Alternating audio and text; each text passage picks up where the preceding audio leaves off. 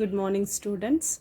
In the last class of electrochemistry, we had discussed the introduction and definition of electrochemistry, that is into conversion of electrical energy into chemical energy and vice versa, and behavior of electrolytes, how usually the electrolytes behave when they undergone molten state or when they are dissolved in water, and what are electrolytes and what are the types of electrolytes, examples for electrolytes, and under the types of electrolytes, that is strong electrolytes and weak electrolytes, and what are non-electrolytes. Then the process of electrolysis. So these are the topics what we had discussed in the last class. So today let us start with a new concept or with the new topic called pH. What is this pH? See, pH is nothing but it is a measure of acidity or the alkalinity of a solution.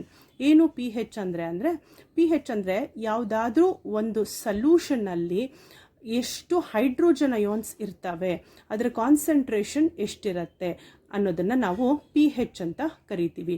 ಯಾಕೆ P H ಅಂತಾನೆ ಕರಿಬೇಕು ಅಂದರೆ it has got a meaning that it's a power of hydrogen ಅಂತ. So and if you see the equation of P H, it is nothing but negative logarithm to base 10 of hydrogen ion concentration. Hydrogen ಅಯಾನ್ನ ಕಾನ್ಸಂಟ್ರೇಷನ್ನು ಅಂದರೆ hydrogen ions ಎಷ್ಟು ಇರ್ತವೆ ಒಂದು ಸೊಲ್ಯೂಷನಲ್ಲಿ ಅಂತ, ಅದು ಎಷ್ಟು ಬೇಕಾದರೂ ಇರಬಹುದು. 1 ಇಂದ 7ವರೆಗೂ ಹೈಡ್ರೋಜನ್ ಅಯಾನನ್ನು ನಾವು ಲೆಕ್ಕ ಹಾಕ್ತೀವಿ, ಅದನ್ನೇ ನಾವು ಪಿ ಹೆಚ್ ಅಂತ ಕರಿತೀವಿ. ಸೊ ಹಾಗಾಗಿ if you go for the p H, it is nothing but concentration of hydrogen ion in a given solution, and it has been represented as pH is equal to negative logarithm to base 10 of hydrogen ion concentration. And in the simple words you can tell it's nothing but a power of hydrogen.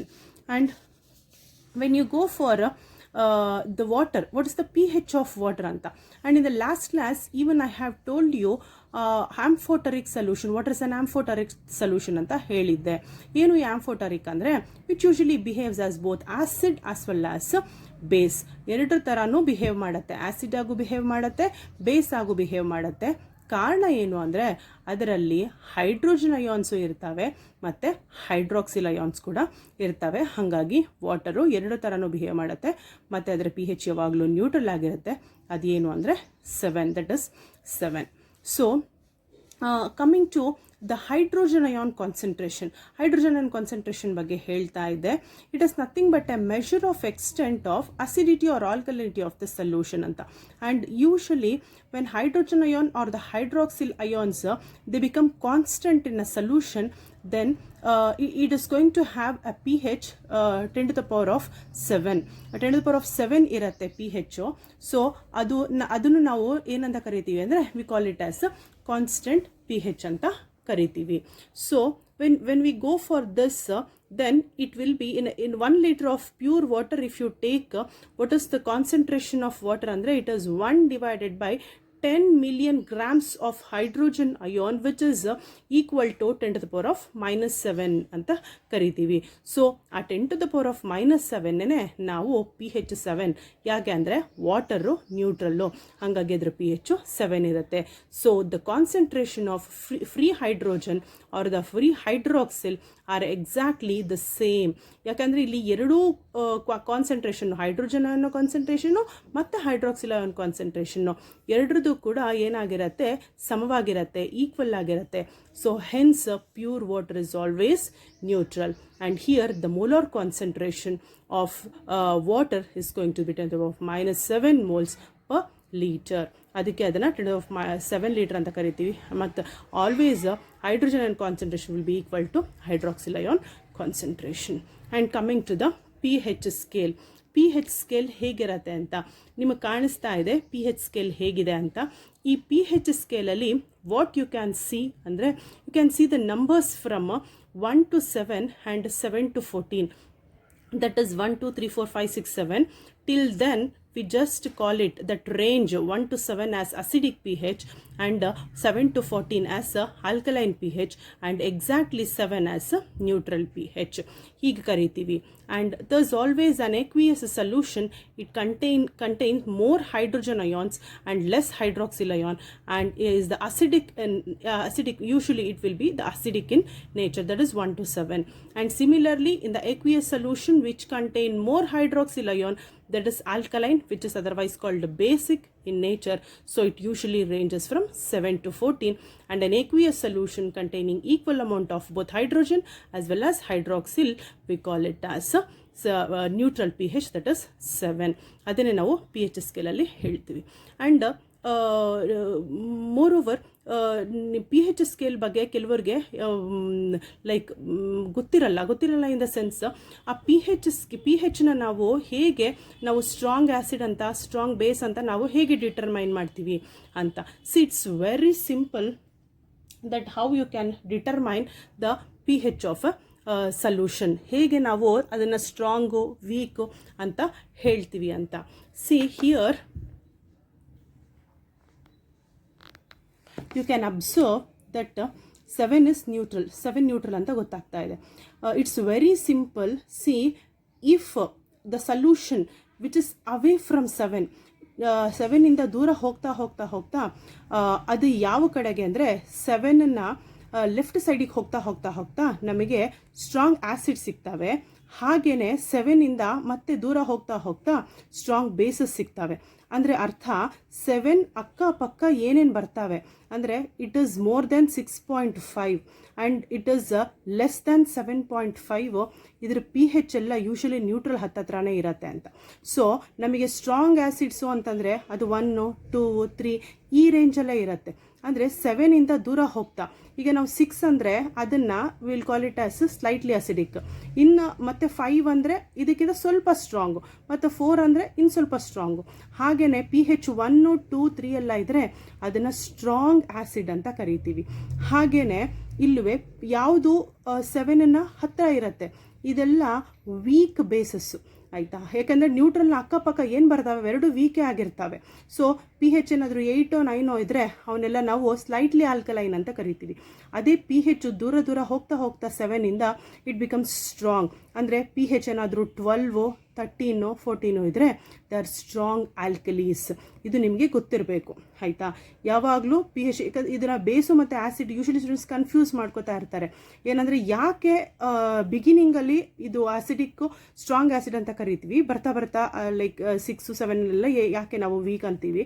ಆದರೆ ಇದನ್ನು ಮಾತ್ರ ಬಿಗಿನಿಂಗಲ್ಲಿ ಬೇಸಸ್ನ ಮಾತ್ರ ಯಾಕೆ ನಾವು 8, 9 ಇದ್ದರೆ weak base ಅಂತ ಕರಿತೀವಿ. ಯಾಕಂದರೆ ಇದು ನ್ಯೂಟ್ರಲ್ನ ಅಕ್ಕಪಕ್ಕ ಇರುತ್ತೆ. ಹಾಗಾಗಿ ಆ್ಯಸಿಡ್ ಆಗಿರ್ಬೋದು ಅಥವಾ ಬೇಸ್ ಆಗಿರ್ಬೋದು ಯಾವಾಗಲೂ ನ್ಯೂಟ್ರಲ್ನ ಅಕ್ಕಪಕ್ಕ ಬರೋದೆಲ್ಲ ವೀಕ್ ಆಗೇ ಇರ್ತದೆ. ಹಾಗಾಗಿ will have weak alkalis when it crosses after 7 nearly to 8 and will have weak bases if it is from 6 to 7. I mean weak acids if it is from 6 to 7. ಅರ್ಥ ಆಗ್ತಾ ಇದೆ ಅಂತ ಅನ್ಕೋತೀನಿ. So next will just move on to the next topic in the sense different body fluids. So water p H ಎಲ್ಲದಕ್ಕೂ ಇರುತ್ತೆ. So it is not like only one thing will have P H. ಒಂದು ತರಕಾರಿಯಿಂದ ಹಿಡಿದು ನೀವು ಯಾವುದೇ ತರಹದ juice ತೊಗೊಂಡ್ರು, ಬಾಡಿಲಿ ಯಾವುದೇ fluids ತೊಗೊಂಡ್ರು ಎಲ್ಲದಕ್ಕೂ ಅದರದೇ ಆದ ಪಿ ಹೆಚ್ ಇರುತ್ತೆ. It may be strong, it may be weak. ಅದು ಸ್ಟ್ರಾಂಗ್ ಆದರೂ ಆಗಿರ್ಬೋದು, ವೀಕ್ ಆದರೂ ಆಗಿರ್ಬೋದು. ಬಟ್ ಹೈಡ್ರೋಜನ್ ಅಯಾನ್ ಕಾನ್ಸಂಟ್ರೇಷನ್ ಅಂತೂ ಎಲ್ಲದರಲ್ಲೂ ಇದ್ದೇ ಇರುತ್ತೆ. So the p H can be measured with the help of A P H paper. ನಾವು ಪಿ ಹೆಚ್ ಪೇಪರ್ ಸಹಾಯದಿಂದಲೂ ಸಹ ಏನು ಮಾಡ್ಬೋದು, ಕಂಡು ಹಿಡಿಬಹುದು. ಸೊ ಅದು ಡಿಫ್ರೆಂಟ್ ಕಲರ್ಸ್ನ ತೋರಿಸ್ತಾ ಹೋಗುತ್ತೆ. ಸೊ ಅದು ಇಲ್ಲಿ ಅವಶ್ಯಕತೆ ಇಲ್ಲ, ಹಾಗಾಗಿ ನಾನು ಅದನ್ನು ಎಕ್ಸ್ಪ್ಲೈನ್ ಮಾಡಿಲ್ಲ. In addition p H meter can be use to measure p H which consist of a power pack and 2 electrodes. P H meter ಅಂತ ಬರುತ್ತೆ, ಅದನ್ನು ನೀವು ಸೆಕೆಂಡ್ ಇಯರ್ ಬಯೋಕೆಮಿಸ್ಟ್ರಿಯಲ್ಲಿ ಓದ್ತೀರಾ. ಆ ಪಿ ಹೆಚ್ ಮೀಟರ್ನ ಸಹಾಯದಿಂದಲೂ ಕೂಡ ಒಂದು ಸೊಲ್ಯೂಷನ್ನ 2 ರಾಡ್ಸ್ಗೆ ಡಿಪ್ ಮಾಡಿ ಒಂದು ಮೀಟರ್ಗೆ ಪಿ ಹೆಚ್ ಮೀಟರ್ಗೆ ಕನೆಕ್ಟ್ ಮಾಡಿದರೆ ಅದ್ರಲ್ಲಿ ತೋರಿಸ್ಬಿಡುತ್ತೆ. ಈಗ ತುಂಬ ಈಸಿ ಪಿ ಹೆಚ್ ಕಂಡುಹಿಡಿಯೋದು, ಏನೂ ಇಲ್ಲ, ಇಲ್ಲ ಆ ಪಿ ಹೆಚ್ ಮೀಟರ್ಗೆ 2 ರಾಡ್ನ ಡಿಪ್ ಮಾಡಿಬಿಟ್ಟು ನೋಡಿದ್ರೆ ಅದ್ರ ಪಿ ಹೆಚ್ ಎಷ್ಟು ಅಂತ ನಮಗೆ ಗೊತ್ತಾಗ್ಬಿಡತ್ತೆ. ಸೊ ಹಾಗೆಯೇ ಬಾಡಿ ಫ್ಲೂಯಿಡ್ಸ್ನ ಪಿ ಹೆಚ್, ನಮ್ಮ ಬಾಡಿ ಫ್ಲೂಯಿಡ್ಸ್ ಇದು ತುಂಬ ಇಂಪಾರ್ಟೆಂಟು ಆಯಿತಾ. ಬಾಡಿ ಫ್ಲೂಯಿಡ್ಸ್ನ ಪಿ ಹೆಚ್ ಎಷ್ಟಿದೆ ಮತ್ತು ಇದು ಯಾಕೆ ಇಂಪಾರ್ಟೆಂಟು ಅಂತ ನೆಕ್ಸ್ಟ್ ನಾನು ಇಂಪಾರ್ಟೆನ್ಸಲ್ಲಿ ಕೂಡ ಹೇಳ್ತೀನಿ. ಸೊ ಬ್ಲಡ್ನ ಪಿ ಹೆಚ್ಚು ಯೂಶಲಿ 7.4 ಇರುತ್ತೆ. ಅಂದರೆ ನಿಮಗೆ ಗೊತ್ತಿರಬೇಕು ಬ್ಲಡ್ ಯಾವಾಗಲೂ ನ್ಯೂಟ್ರಲ್ ಪಿ ಹೆಚ್ ಹತ್ರನೇ ಇರುತ್ತೆ ಅಂತ. ಅದಕ್ಕೆ ನಾವು ಬ್ಲಡ್ನ ಸ್ಲೈಟ್ಲಿ ಆಲ್ಕಲೈನ್ ಅಂತ ಕರಿತೀವಿ. And urine P H which ranges from 5 to 7.5. If it is so acidic then urine P H decreases ಆಯಿತಾ. ಯೂರಿನ್ ಪಿ ಹೆಚ್ ಕಡಿಮೆ ಆಗ್ತಾ ಹೋಗುತ್ತೆ ಏನಾದರೂ ಕಾಯಿಲೆಗಳಿದ್ದರೆ. ಸೊ ಹಾಗೇನೆ ಯೂರಿನ್ ಪಿ ಹೆಚ್ ಜಾಸ್ತಿ ಆಗ್ತಾ ಹೋಗುತ್ತೆ ಕೆಲವು ಸರಿ ಪಾಯ್ಸನ್ ಕೇಸಸಲ್ಲೆಲ್ಲ. ಅದು ಯಾವ ಟೈಪ್ ಪಾಯ್ಸನ್ ಅನ್ನೋದ್ರ ಮೇಲೆ ಕೂಡ ಡಿಪೆಂಡ್ ಆಗಿರುತ್ತೆ. ಅದನ್ನು ಇಂಪಾರ್ಟೆನ್ಸಲ್ಲಿ ಹೇಳ್ತೇನೆ. And gastric juice which usually ranges from 1 to 2. ಅಂದರೆ ನಾವು ಯು ಜಸ್ಟ್ ಇಮ್ಯಾಜಿನ್ ನಾವು ಸ್ಟೊಮಕ್ಕಲ್ಲಿ ಎಷ್ಟು ಸ್ಟ್ರಾಂಗ್ ಆ್ಯಸಿಡ್ನ ಇಟ್ಕೊಂಡು ಓಡಾಡ್ತಾ ಇದ್ದೀವಿ ಅಂತ. ಸುಮ್ಮನೆ ಹೇಳಿಲ್ಲ ಅನಿಸುತ್ತೆ ಹೊಟ್ಟೆ ಉರಿ ಅಂತ. ಸೊ ಇದರಿಂದಾನೇ ಆ ಹೊಟ್ಟೆ ಉರಿ ಅಂತ, ಹೊಟ್ಟೆಲಿ ಇಷ್ಟು ಸ್ಟ್ರಾಂಗ್ ಆ್ಯಸಿಡ್ಡು. 1 to 2 ಅಂದರೆ ನಿಮಗೆ ಗೊತ್ತಿರಲಿ ಸಲ್ಫ್ಯೂರಿಕ್ ಆ್ಯಸಿಡ್ಡು, ಹೈಡ್ರೋಕ್ಲೋರಿಕ್ ಆ್ಯಸಿಡ್ ಎಲ್ಲ ಈ ರೇಂಜಲ್ಲಿದ್ದರೆ ನಾವು ಸ್ಟೊಮಕಲ್ಲಿ we usually will have hydrochloric acid. Hydrochloric acid 1 to 2 P H ಇರೋದು ಏನಾದರೂ ನಮ್ಮ ಕೈ ಮೇಲೆ ಏನಾದರೂ ಬಿದ್ದರೆ ತೂತಾಗ್ಬಿಡುತ್ತೆ. ಅಷ್ಟು ಸ್ಟ್ರಾಂಗ್ ಆ್ಯಸಿಡ್ನ ಹೊಟ್ಟೆಯಲ್ಲಿ ಇಟ್ಕೊಂಡು ಓಡಾಡ್ತಾ ಇದ್ದೀವಿ. ಅಂದರೆ you just imagine about the mucosa of the ಸ್ಟೊಮಕ್ನ ಮ್ಯೂಕಸ್ ಲೇಯರು ಎಷ್ಟು ತಿಕ್ಕಾಗಿರ್ಬೋದು ಅಂತ ನೀವು ಇಮ್ಯಾಜಿನ್ ಮಾಡ್ಕೊಳ್ಳಿ. And in the body the thickest mucosa where we have got is only in the stomach. ನಮಗೆ ಸ್ಟೊಮಕಲ್ಲಿ ಮಾತ್ರ ಅಷ್ಟು ತಿಕ್ ಮ್ಯೂಕೋಸಾ ಇರುತ್ತೆ, ಯಾಕಂದರೆ ಅದು ಅಷ್ಟು ಸ್ಟ್ರಾಂಗ್ ಪಿ ಹೆಚನ್ನು ಸಸ್ಟೈನ್ ಮಾಡ್ಕೋಬೇಕು. ಹಾಗಾಗಿ ಅದು ತಡಿಬೇಕಾಗಿರೋದ್ರಿಂದ ಅಷ್ಟು ಕಡಿಮೆ ಇದು ಮ್ಯೂಕೋಸಾ ಅಷ್ಟು ತಿಕ್ಕಾಗಿರುತ್ತೆ ಯಾವಾಗಲೂ ಸ್ಟೊಮಕ್ಕಲ್ಲಿ. And saliva which is in the mouth it ranges from 6.2 to 7.5. And tears usually ranges from 7.4. ಏನು ಟೇಸ್ಟ್ ನೋಡಿರಲಿಲ್ಲ ಅಂದಿದ್ರು ಬ್ಲಡ್ ಟೇಸ್ಟು, ಕಣ್ಣೀರು ಇದೆಲ್ಲ ನೋಡಿರ್ತೀರ. ಬ್ಲಡ್ಡು ಮತ್ತು ಟಿಯರ್ಸು, ಕಣ್ಣೀರು ಎರಡೂ ಒಂದೇ ಪಿ ಹೆಚ್ ಇರುತ್ತೆ. ಅದು 7.4. ಯಾಕಂದರೆ ನಾವು ಯಾವಾಗಲೂ ಯೂಶಲಿ ಕೈ ಕುಯ್ಕೊಂಡಾಗ ಅಥವಾ ಅಳಬೇಕಾದ್ರೆ ಕೆಲವು ಸತಿ ಟಿಯರ್ ಡ್ರಾಪ್ಸ್ ಬಾಯ್ಗೆ ಹೋಗುತ್ತೆ. ಅವಾಗ ಗೊತ್ತಾಗ್ಬೋದು ನಿಮಗೆ ಸ್ವಲ್ಪ ಸಾಲ್ಟಿ ಫೀಲ್ ಆಗುತ್ತೆ. ಬ್ಲಡ್ಡು ಅಷ್ಟೇ, ಕೈ ಕಟ್ ಮಾಡ್ಕೊಂಡಿದ್ದ ತಕ್ಷಣ ಬಾಯಲ್ಲಿ ಇಟ್ಕೊಂಡ್ಬಿಡ್ತೀರಾ, ಅವಾಗಲೂ ಗೊತ್ತಾಗುತ್ತೆ ನಿಮಗೆ ಸ್ವಲ್ಪ ಸಾಲ್ಟ್ ಅಂತ ಅನಿಸುತ್ತೆ. So P H always plays important role in laboratories, in the drug manufacture as well as in the food industries and in soil testing and also in the determination of urine P H. ಇದು P ಹೆಚ್ನ importance. ಅದನ್ನು ಮತ್ತೆ ಬಫರ್ಸಲ್ಲಿ discuss ಮಾಡ್ತೀನಿ, importance of P H and buffer ಅಂತ. It's a very common question, ಕೇಳ್ತಾ ಇರ್ತಾರೆ ನಿಮಗೆ. ಪಿ ಹೆಚ್ನ importance, define P H, mention any to P H of body fluids ಅಂತ ಕೇಳ್ತಿರ್ತಾರೆ. ಅದು 3 ಮಾರ್ಕ್ ಕ್ವೆಶ್ಚನ್ನು. ಅದನ್ನು ಬಿಟ್ಟರೆ ಕಾಮನ್ ಆಗಿ mention the importance of P ಹೆಚ್ ಅಂತ ಕೇಳ್ತಾರೆ. ಸೊ ಇದೆಲ್ಲ ಇಂಪಾರ್ಟೆನ್ಸು ಪಿ ಹೆಚ್ದು. ಲ್ಯಾಬೊರೇಟರೀಸಲ್ಲಿ ನಾವು ಸೊಲ್ಯೂಷನ್ನ ಇದನ್ನು ನೋಡೋದಾಗಿರ್ಬೋದು, ಅಥವಾ ಡ್ರಗ್ ಮ್ಯಾನುಫ್ಯಾಕ್ಚರ್ ಮಾಡೋದಾಗಿರಬಹುದು. ಡ್ರಗ್ ಇಂಡಸ್ಟ್ರೀಸಲ್ಲಿ ನಮ್ಗೆ ಈ ಪಿ ಹೆಚ್ಚಲ್ಲೇ ಡ್ರಗ್ ಬೇಕು ಅಂತ ಇರುತ್ತೆ, ಅಂದರೆ ಮೆಡಿಸನ್ಸು, ಟ್ಯಾಬ್ಲೆಟ್ಸು, ಸಿರಪ್ಸು, ಲೋಷನ್ಸು, ಲಿನ್ಮೆಂಟ್ಸ್ ಎಲ್ಲ. ಆ್ಯಂಡ್ ಫುಡ್ ಇಂಡಸ್ಟ್ರಿಯಲ್ಲೂ ಅಷ್ಟೇ. ಇಷ್ಟಿಷ್ಟು ಹೇಳಿದಲ್ಲಿ ಎಲ್ಲ ಇದಕ್ಕೂ ಬೇಕಿರುತ್ತೆ ಪಿ ಹೆಚ್. ಎಲ್ಲ ಇದಕ್ಕೂ ಇದ್ದೇ ಇರುತ್ತೆ, ಅದರದೇ ಆದ ಪಿ ಹೆಚ್ ಇರುತ್ತೆ. Even nowadays will go for soil testing also. ಈ ಮಣ್ಣಿನ ಪಿ ಹೆಚ್ ಏನು ಅಂತ ಗೊತ್ತಿಲ್ಲದೆ ಬೆಳೆ ಬೆಳೀತಾ ಇಲ್ಲ ರೈತರು ಇವಾಗ. ಅವ್ರಿಗೆ ಕೂಡ ಆ ಪಿ ಹೆಚ್ ಎಷ್ಟು ಅಂತ ಗೊತ್ತಿರಬೇಕು. ಆ ಪಿ ಹೆಚ್ ಎಷ್ಟು ಅಂತ ಗೊತ್ತಿದ್ದೇ ಬೆಳೆ ಬೆಳೆಯೋಕ್ಕೆ ಸಾಧ್ಯ ಆಗ್ತಿದೆ. ಯಾವ ಬೆಳೆ ಹಾಕಿದರೆ ಈ ಪಿ ಹೆಚ್ಗೆ ಸರಿಯಾಗತ್ತೆ, ಗುಡ್ ಹೀಲ್ಡ್ ಸಿಕ್ಕತ್ತೆ ಅಂತ. ಅದು ಪಿ ಹೆಚ್ನ importance. And coming to the buffer system and buffer solution. What are these buffers? See, coming to the buffers, usually buffers are those solution which usually resist the change in the pH. P ಹೆಚ್ನ change ಮಾಡ್ತಾ ಹೋಗುತ್ತೆ. ಈ change ಮಾಡೋದನ್ನ ತಡೀತಾ ಹೋಗುತ್ತೆ. ಅದನ್ನು ನಾವೇನಂತ ಕರಿತೀವಿ ಅಂತಂದರೆ ಬಫರ್ ಸೊಲ್ಯೂಷನ್ ಅಥವಾ ಬಫರ್ ಸಿಸ್ಟಮ್ ಅಂತ ಕರಿತೀವಿ. ಸೊ ಈ ಬಫರ್ ಸಿಸ್ಟಮಲ್ಲಿ ಏನಾಗುತ್ತೆ ಅಂದರೆ ಆಕಸ್ಮಿಕವಾಗಿ ಒಂದು ಡ್ರಾಪ್ ಆ್ಯಸಿಡೋ ಅಥವಾ ಬೇಸೋ ಆ ಸಿಸ್ಟಮಿಗೆ ಬಿದ್ರೂ, ಅಂದರೆ ಆ ಸೊಲ್ಯೂಷನಿಗೆ ಹೋದ್ರೂ ಅದರದ್ದು ಪಿ ಹೆಚ್ ಚೇಂಜ್ ಆಗಲ್ಲ, ಆಯಿತಾ. ಸೊ ಅಂಥದ್ದನ್ನು ನಾವೇನಂತ ಕರಿತೀವಿ ಅಂದರೆ ಬಫರ್ ಅಂತ, ಬಫರ್ ಸೊಲ್ಯೂಷನ್ ಅಂತ ಕರಿತೀವಿ. ಅಂದರೆ buffer solution has got capacity ಏನಕ್ಕೆ ಟು ರೆಸಿಸ್ಟ್ ಎ ಚೇಂಜ್ ಆಗೋದನ್ನು ತಪ್ಪಿಸೋಕ್ಕೆ, ಆಯಿತಾ. ಏನು ಚೇಂಜ್ ಆಗೋದು? Either increase R decrease, increase ಅಥವಾ ಡಿಕ್ರೀಸು ಏನು pH. ಸೊ pH ಇನ್ಕ್ರೀಸ್ ಅಥವಾ ಡಿಕ್ರೀಸ್ ಆಗೋದನ್ನು ತಡೆಯುವಂಥ ಕೆಪಾಸಿಟಿ ಇರುವಂಥ ಸೊಲ್ಯೂಷನನ್ನು ನಾವೇನಂತ ಕರಿತೀವಿ?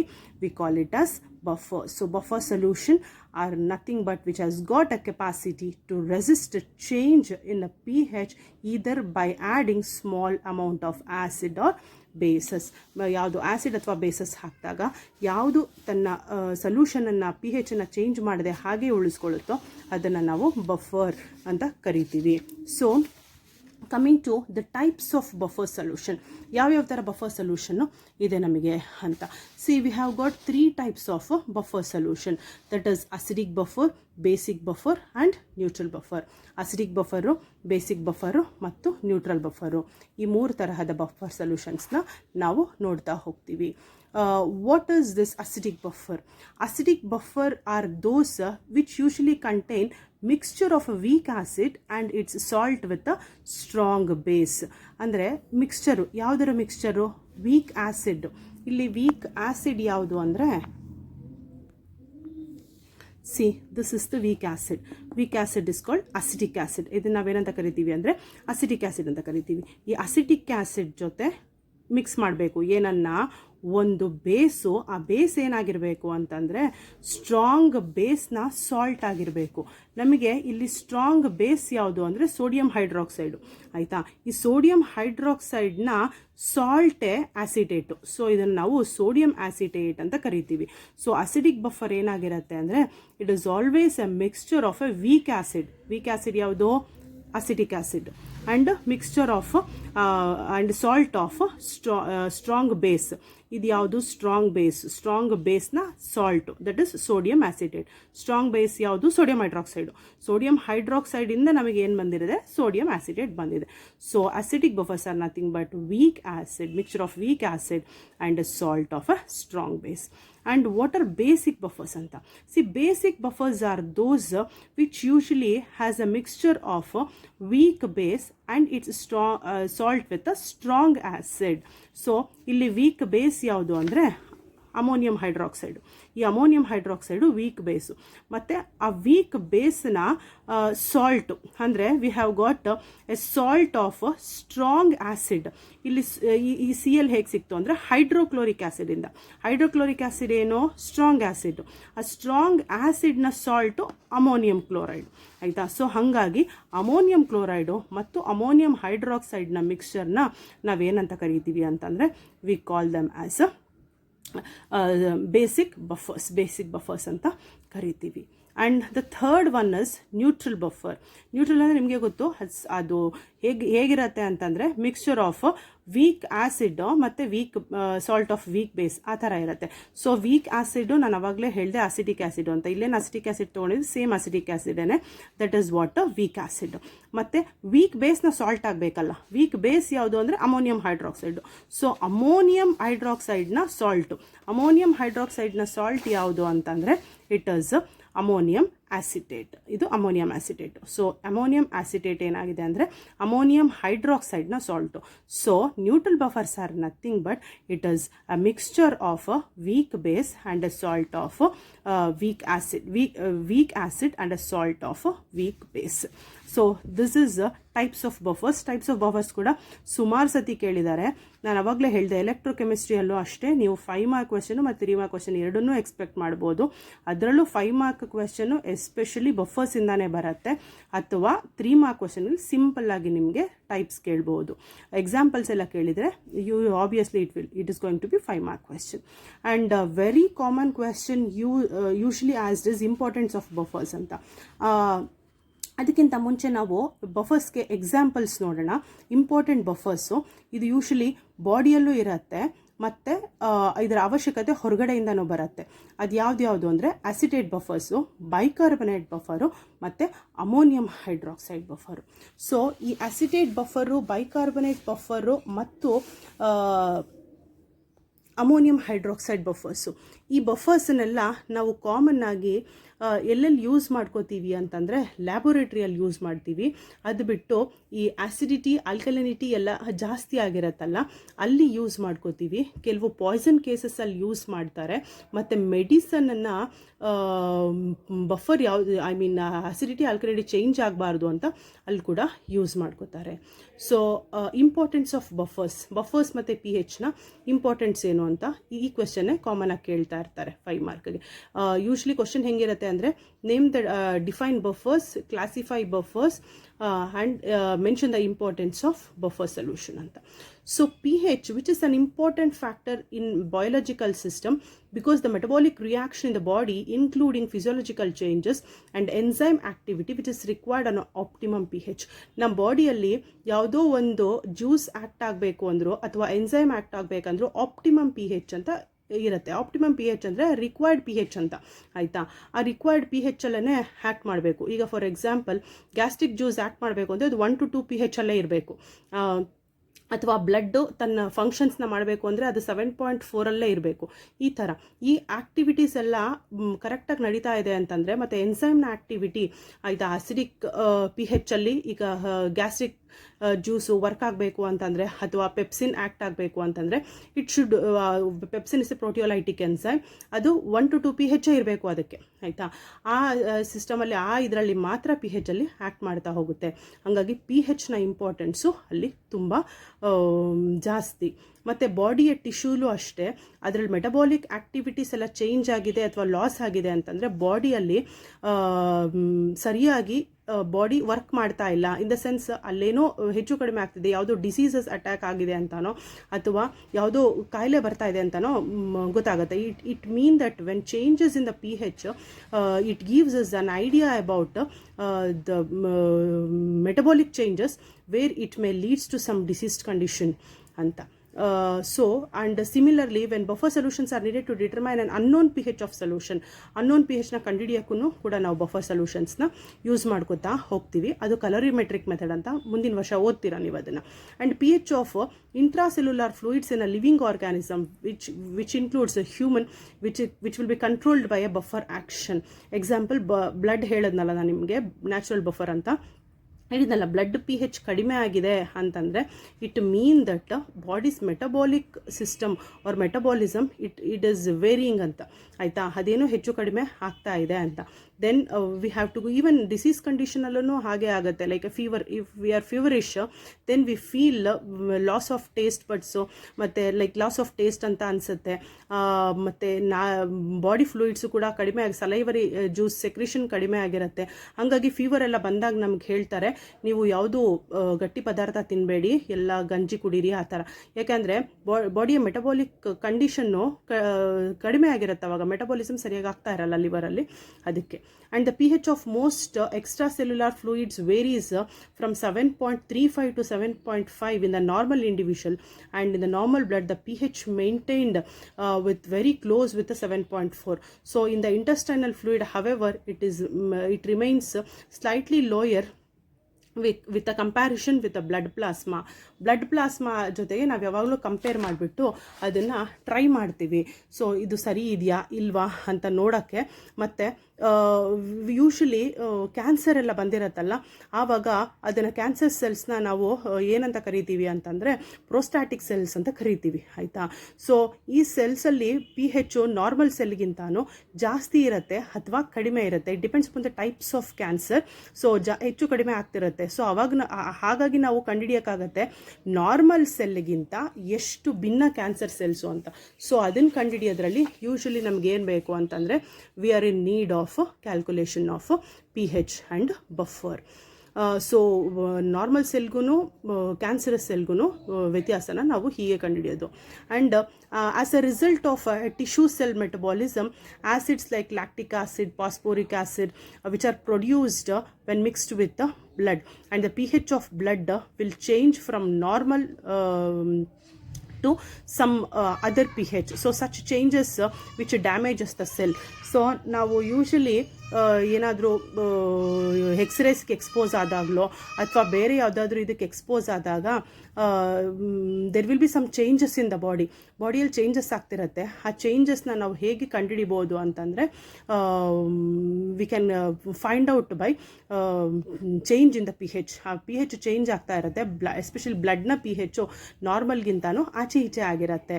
ಸೊ ಆವಾಗ ಕಂಡುಹಿಡಿಬೋದು. ಮತ್ತು ಬ್ಲಡ್ಗೆ ಒಂದು ಸೂಪರ್ ನ್ಯಾಚುರಲ್ ಪವರ್ ಕೂಡ ಇದೆ. ಏನು ಅಂತಂದರೆ ಬ್ಲಡ್ಡು ಬಾಡಿಲಿ pH ಚೇಂಜ್ ಆಗ್ತಾ ಇದ್ದಂಗೆ ಅದನ್ನು ನಾವು we will call it as natural buffer ಅಂತ.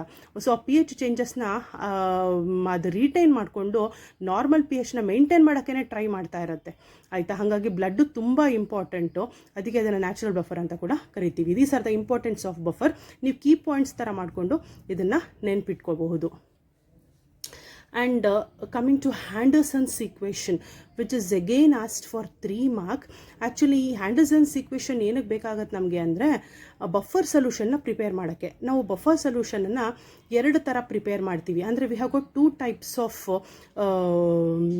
Principal involved in preparation of buffer, that is acidic buffer and basic buffer. ಹೇಗೆ ಪ್ರಿಪೇರ್ ಮಾಡ್ತೀವಿ ಈ ಬಫರ್ಸ್ನ ಅಂತ. So we have got, as I told you, we have got 2 types of buffers, that is acidic buffer and basic buffer. Acidic buffer ಮತ್ತು basic buffer. So ಇದರಲ್ಲಿ common ಆಗಿ ಏನು ಬೇಕಾಗತ್ತೆ ಅಂತಂದರೆ ನಮಗೆ ಸಾಲ್ಟು. ನಾನು ಅವಾಗಲೇ ನಿಮಗೆ ಹೇಳಿದೆ. ಸೊ ಅಸಿಡಿಕ್ ಬಫರ್ ಅಂದರೆ ನಾವು ಅಸಿಟಿಕ್ ಆ್ಯಸಿಡ್ಡು ಮತ್ತು ಸೋಡಿಯಂ ಆಸಿಟೇಟ್ ತೊಗೋತೀವಿ. ಅದು usually acetic acid weak acid ಆಗಿರುತ್ತೆ, sodium acetate salt of weak strong base ಆಗಿರುತ್ತೆ ಅಂತ. ಸೊ ಇದನ್ನು ತಗೊಂಡು ನಾವು we have to prepare the buffer solution. So as I told you, what is Henderson's equation for preparation of acidic buffer? Andre it is pH is equal to pKa plus log salt by acid, that is mixture of weak acid and a salt of strong base. And similarly for a basic buffer, it is POH is equal to pKb plus log salt by concentration of salt by base, that is mixture of weak base and a salt of a strong acid. ಇದರದ example ನಾನು classification of buffers ಅದು ಕೂಡ ಕೊಟ್ಟಿದ್ದೀನಿ. ಹೇಗೆ ನಾವು ಕಂಡುಹಿಡಿತೀವಿ ಹ್ಯಾಂಡರ್ಸನ್ಸ್ equation use ಮಾಡಿಕೊಂಡು ಅಂತ. It is very easy that we have to take any acid. Now let us see how to determine the pH of acidic buffer by Henderson's equation. So we have to select any weak acid, that is here we consider it as a HA. ಇಲ್ಲಿ ನಾವು ಅದನ್ನು HA ಅಂತ consider ಮಾಡೋಣ. So this weak acid that is HA usually dissociates. ಈ HA ಏನಾಗುತ್ತೆ ಅಂತಂದರೆ dissociate ಆಗುತ್ತೆ. ಹೇಗೆ ಡಿಸೋಸಿಯೇಟ್ ಆಗುತ್ತೆ ಇದನ್ನೇ ನಾನು ಅಯನೈಸೇಷನ್ ಅಂತ ಹೇಳಿದ್ದು ಬಿಗಿನಿಂಗಲ್ಲಿ. So it ionises into H+ and A-. So HA is a weak acid. And applying the law of mass action, we just take a concentration. That is, we'll have the conversion of reactants into products. So concentration of H and concentration of A and concentration of HA. That gives us the law of mass action, that is concentration of the reactant as well as the product. And Ka, which is a constant it is a constant with a constant temperature and with a little salt of acid, the Ba is added to it. So the added salt, it ionizes completely. So ಇಲ್ಲಿ ನಾವು Ba ಅಂತ ಏನು ತಗೋತಾ ಇದ್ದೀವಿ ಅದು salt. So ಅದು it undergo dissociation, ಆಯಿತಾ. So ಹೇಗೆ ಡಿಸೋಸಿಯೇಟ್ ಆಗುತ್ತೆ ಅಂದರೆ B+ ಆ್ಯಂಡ್ A- ಆಗಿ ಡಿಸೋಸಿಯೇಟ್ ಆಗುತ್ತೆ. So due to common ion effect. ಇಲ್ಲಿ ಕಾಮನ್ ಅಯಾನ್ ಯಾವುದು? A-. So due to common ion effect, the dissociation of HA gets suppressed. So under this condition, it can be assumed that concentration of HA almost equal to acid and A- almost equal to the salt. So because of a weak acid ionizes to a negligible extent. ನಾನು ನಿಮ್ಗೆ ಹೇಳಿದ್ದೆ strong acid strong basis ಮಾತ್ರ complete ionisation ಆಗಿರ್ತವೆ. Weak acids weak basis ಪಾರ್ಷಿಯಲ್ಲು ಅಥವಾ negligible ionisation ಆಗತ್ತೆ ಅಂತ last ಕ್ಲಾಸಲ್ಲಿ ಹೇಳಿದ್ದೆ ನಾನು. ಸೊ ಇಲ್ಲಿ ನೆಗ್ಲಿಜಿಬಲ್ ಅಯನೈಸೇಷನ್ ಆಗಿದೆ. So therefore HA is equal to concentration of HA is equal to concentration of acid and A- is equal to concentration of the salt. So similarly, if you go for that constant, then we have to substitute for the equation. ಅಲ್ಲಿ ನಾನು ನಿಮ್ಗೆ ಸಾಲ್ಟ್ದು ಹೇಳಿದ್ದೆ. So ಇಲ್ಲಿ concentration of acid it remains as such. So we have concentration of a salt and concentration of an acid. So applying again the law of mass action, what we can get? So we have got a constant, that is you just have a cross multiplication ಮಾಡ್ಕೊಳ್ಳಿ. So Ka comes over here and H, concentration of H plus, it moves to the left hand side. So you left hand side you'll have concentration of hydrogen ion, concentration of an acid, because we have to find out the equation for a strong acid. ಇಲ್ಲಿ ನಾವೇನು ಕಂಡುಹಿಡಿತಾ ಇದ್ದೀವಿ ಅಂದರೆ we have to know the buffer solution, that is acidic buffer. We have to find out the equation to calculate the acidic buffer. ಹಾಗಾಗಿ ನಾವು ಯಾವಾಗಲೂ ಅದನ್ನು left hand ಸೈಡಲ್ಲೇ ಇಟ್ಕೋತೀವಿ. ಸೊ ಟೇಕಿಂಗ್ ಲಾಗ್ರಿಥಮ್ನ ತೊಗೊಂಡ್ರೆ ಎರಡೂ ಕಡೆಗೂ the log applies, log apply ಮಾಡ್ಕೋತೀವಿ. Then we have to multiply with -1. So ಎಲ್ಲದಕ್ಕೂ ನೆಗೆಟಿವ್ ಸೈನ್ ಬರುತ್ತೆ, ಆಯಿತಾ. So coming to the pH. So what we have to calculate? We have to calculate the equation for acidic buffer. So acidic buffer calculate ಮಾಡಕ್ಕೆ we'll have a pKa. So pKa is nothing but it will be always the negative logarithm of Ka. So Ka ಅಂದರೆ it is nothing but a weak acid, ಆಯಿತಾ. So pKa plus log salt by acid. Usually ಕೇಳಲ್ಲ calculate ಮಾಡಿ ಅಂತ, but ಸಿಲೆಬಸಲ್ಲಿದೆ, ಹಾಗಾಗಿ ನಾನು explain ಮಾಡ್ತಾ ಇದ್ದೀನಿ. And this is called Henderson's equation for an acidic buffer and it is use to calculate pH of acidic buffer. Acidic ಬಫರ್ನ calculate ಮಾಡೋಕ್ಕೆ ನಾನು ತುಂಬ ಸಿಂಪಲಾಗಿ ಹೇಳ್ತಾ ಇದ್ದೀನಿ. ಆ್ಯಕ್ಚುಲಿ ಇನ್ನೂ ಜಾಸ್ತಿ ಇದೆ, ಈಕ್ವೇಷನ್ನ ಎಕ್ಸ್ಪ್ಲೈನ್ ಮಾಡೋಕ್ಕೆ ಇನ್ನೂ ಜಾಸ್ತಿ ಇದೆ, ಬಟ್ ನಾನು ತುಂಬ ಸಿಂಪಲ್ಲಾಗಿ ಹೇಳ್ತಾ ಇದ್ದೀನಿ. And similarly you can determine POH, that is for calculating the basic buffer calculate ಮಾಡೋಕ್ಕೂ ಹೀಗೇ ಒಂದು ವೀಕ್ ಬೇಸ್ನ ತೊಗೊಳ್ಳಿ. ಆ ವೀಕ್ ಬೇಸೇನೆ we call it as BOH. ಆ ವೀಕ್ ಬೇಸ್ನ ನಾವೇನಂತ ಕರಿತೀವಿ ಅಂದರೆ BOH ಅಂತ ಕರಿತೀವಿ. ಮತ್ತು ಇದಕ್ಕೂ ಲಾ ಆಫ್ ಮಾಸ್ ಆ್ಯಕ್ಷನ್ನ ಅಪ್ಲೈ ಮಾಡ್ಕೋತೀರಾ. ಹಾಗೆಯೇ will have constant as KB. ಅದಕ್ಕೆ ಹೇಗೆ ಕಾನ್ಸ್ಟೆಂಟ್ KA ಆಗಿತ್ತು, ಇದಕ್ಕೆ ಕಾನ್ಸ್ಟೆಂಟ್ ಏನಾಗುತ್ತೆ KB ಆಗ್ತಾ ಹೋಗುತ್ತೆ. ಸೊ ಹಾಗೆಯೇ ಇಲ್ಲೂ ಅಷ್ಟೇ, ನೀವು law of mass action apply ಮಾಡ್ಕೊಂಡ ಮೇಲೆ you can go for the log, ಆಯಿತಾ. ಲಾಗ್ ಅಪ್ಲೈ ಮಾಡ್ತೀರಾ, ಸೇಮ್ ಅದರಲ್ಲಿ ಹೇಗೆ ಅಪ್ಲೈ ಮಾಡ್ಕೊಂಡಿದ್ರಿ, taking log on both side and again you have to multiply with the -1. Similarly you can find out the POH for the basic buffer. So basic ಬಫರ್ಗೆ POH ಅಂತ ಕರಿತೀವಿ. So POH ಕಂಡುಹಿಡಿಯೋಕ್ಕೆ ನಾವು what we have to do, we have to take PKB plus log salt by base. ಅದರಲ್ಲಿ ಹೇಗೆ explain ಮಾಡಿದ್ನೋ the same explanation it comes over here also. Clear? So pH of the buffer can be calculated, and where we'll usually have pH till 14. Clear? So 14 ತನಕನೂ, and in the sense from 7 to 14 pH ಸ್ಕಿಲ್ನ ನೆನಪಿಸ್ಕೊಳ್ಳಿ ಒಂದ್ಸತಿ, you'll come to know. So this is what about the electrochemistry. ಇದಿಷ್ಟು electrochemistry ಬಗ್ಗೆ.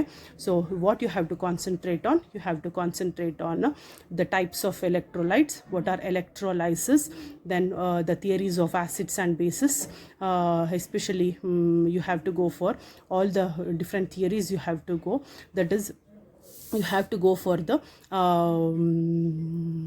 Arrhenius theory as well as Lorry-Bronsted theory. You have to go through.